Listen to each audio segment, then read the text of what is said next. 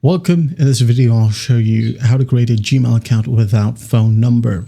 All right. If you find this video helpful, please leave a like and subscribe to the channel for more such tutorials. So first up, there are actually two methods. Okay. The first one is using the Android phone setting. Okay. And the second one is by using another Google service like YouTube. Okay. In this video, I'm just going to be showing you the YouTube method. Okay. So go ahead over to youtube.com and tap on sign in right here at the top right.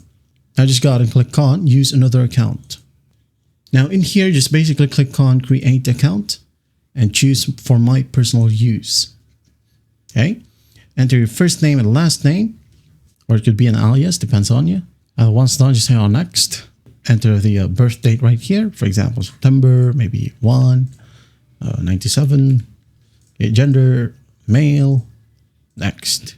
Okay. It says here, use an existing email address. Do not. Well, just go ahead and click on get a Gmail address instead. Okay. Click on this option. Now go ahead and select from one of these options you want to create from your own. Okay. I'm just going to go ahead and select create your own.